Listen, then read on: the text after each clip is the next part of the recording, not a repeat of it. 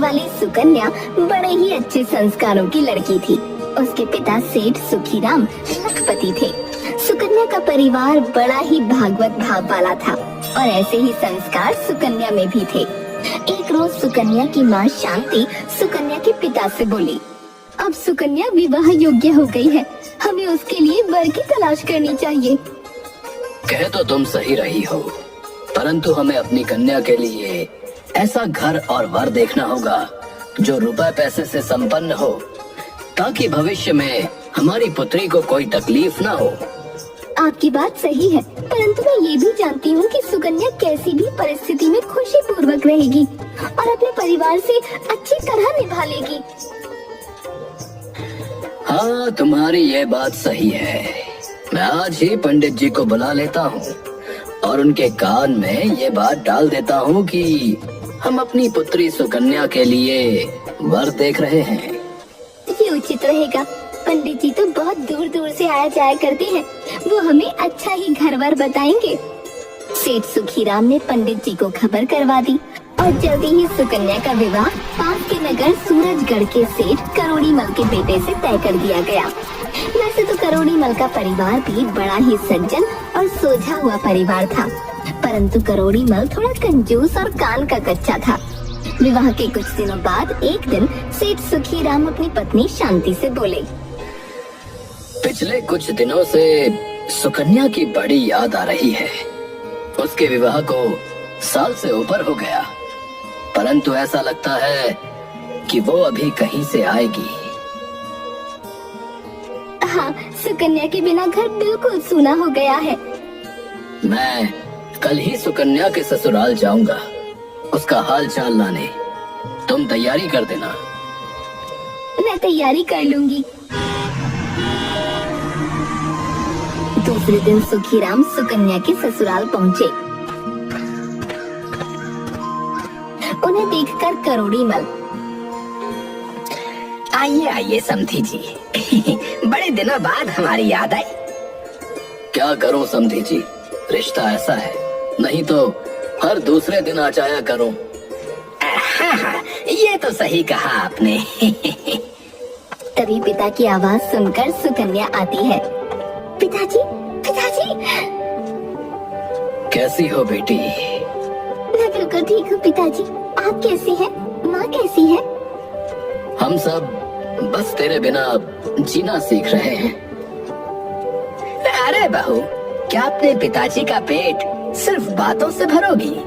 उनके लिए कुछ चाय पानी का भी तो इंतजाम करो। जी, अभी करती हूँ। चाय नाश्ता करने के बाद सुखीमल करोड़ीमल से, यदि कभी जाने अनजाने मेरी सुकन्या से कोई गलती हो जाए तो उसे माफ कर दीजिएगा। आप कैसी बातें कर रहे हैं समधी जी? इतने कम समय में ही सुकन्या ने हम सबके दिलों में वो जगह बना ली है जिसे बनाने में सालों लग जाते हैं। आपने उसे बड़े ही अच्छे संस्कार देकर पाला है। अपनी बेटी की तारीफ सुनकर सुखीराम का सीना चौड़ा हो गया और वो सुकन्या और उसके ससुराल वालों से विदा लेकर खुशी खुशी अपने घर वापस चला गया। कुछ समय और व्यतीत हो गया। एक दिन की बात है, सुबह सुबह सुकन्या अपने घर के आंगन में झाड़ू लगा रही थी। तभी करोड़ीमल के दरवाजे पर एक नवयुवक सन्यासी आवाज लगाता है, मैं सन्यासी द्वार पर खड़ा हूँ, भिक्षा दे दो। सन्यासी की आवाज सुन सुकन्या फौरन आंगन में आ गई और सन्यासी को देखकर आश्चर्य से बोली, अरे बाबा, तुम्हें इतनी भी जल्दी क्यों है? थोड़ा और सब्र कर लेते।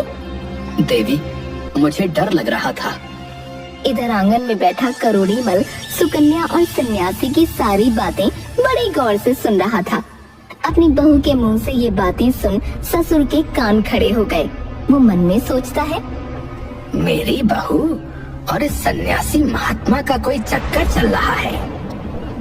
उसने देखा कि उसकी बहू और सन्यासी दोनों हंस हंस कर बातें कर रहे हैं। सेठ सोचने लगा, हो न हो, मेरी बहू का इस सन्यासी के साथ कोई ना कोई संबंध तो जरूर है।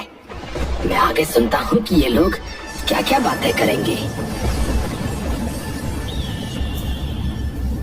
कान लगाकर उनकी बातें सुनने लगा। इधर सन्यासी सुकन्या से, देवी, तुम्हारी उम्र कितनी है? अभी मेरी उम्र ही क्या है, मैं तो अभी सिर्फ 10 वर्ष की हूँ। सुकन्या की बात सुनकर करोड़ीमल आश्चर्यचकित हो जाता है और मन में सोचता है, बहू ये क्या कह रही है? वो इस सन्यासी से इतना बड़ा झूठ क्यों बोल रही है? तभी सन्यासी ने अपनी बात को दोहराया। अच्छा, तुम्हारी उम्र सिर्फ 10 वर्ष की है? जी महात्मा जी, अभी तो मेरी आयु सिर्फ 10 वर्ष की है। देवी, तुम्हारी सासू माँ तो घर पर होंगी, उनकी क्या उम्र है? पर 8 वर्ष की है। ये सुनकर करोड़ीमल का दिमाग चकरा गया और उसने खुद से कहा, है? कहीं बहू पागल तो नहीं हो गई? वो अपनी उम्र सिर्फ 10 वर्ष की बता रही है और मेरी पत्नी की उम्र 8 वर्ष की बता रही है। आखिर ये कैसी बातें कर रही है? ये बात तो पक्की है कि मेरी बहू मेरे बेटे की आंखों में धूल झोंक रही है, सन्यासी से प्रेम कर बैठी है। नहीं तो अपनी उम्र इतनी कम बताने का क्या मतलब था? तभी उसके मन में आया कि अभी बहू से जाकर पूछ लूं, लेकिन फिर उसने सोचा, अभी इतनी जल्दी बीच में बोलना ठीक नहीं रहेगा। पूरी बातें सुनता हूँ। जब ये सन्यासी यहाँ से चला जाएगा तब मैं बहू से उसकी मंशा पूछ लूंगा और मैं अपने बेटे से भी कहूँगा कि वो बहू को छोड़ दे। से सुनने लगा। इधर सन्यासी महात्मा ने सुकन्या से कहा, देवी, आखिर तुम्हारे पति की उम्र कितनी है? महात्मा जी, मैं क्या बताऊं, मेरे पति की उम्र अभी सिर्फ 4.5 साल की है। सुकन्या की बात सुनकर अब तो करोड़ीमल की व्याकुलता और अधिक बढ़ गई और उसने खुद से कहा, है? बहू तो बिल्कुल ही पागल हो गई है। ये क्या अनाप शनाप बक रही है? ये स्वयं को 10 साल का बता रही है, अपनी सास को 8 साल का और अपने पति को सिर्फ 4.5 साल का बता रही है। अब तो हद ही हो गई। इस हिसाब से तो ये मेरी उम्र कितनी बताएगी। देखता हूँ आगे ये क्या क्या बातें करते हैं। पहले मैं इन दोनों की पूरी बातें सुन लेता हूँ कि ये मेरे बारे में क्या बोलेगी। अब तुम ये भी बताओ कि तुम्हारे ससुर की उम्र कितनी है? महाराज, अपने ससुर की उम्र तुम्हें क्या बताऊं? मेरे ससुर का तो अभी जन्म भी नहीं हुआ। सुकन्या की बात सुनकर तो करोड़ीमल आपे से बाहर हो गया। उसे कुछ समझ नहीं आ रहा था कि ये सब क्या हो रहा है। उसने खुद से कहा, या तो बहू पागल हो गई है या फिर मैं पागल हो गया हूँ। मेरे बेटे के साथ इसका विवाह हुआ है और ये कह रही है कि मेरे ससुर का तो अभी जन्म ही नहीं हुआ। आखिर ये कहना क्या चाहती है? दूसरी तरफ सुकन्या उस सन्यासी महात्मा को भिक्षा देने के बाद अपने घर के अंदर चली आई।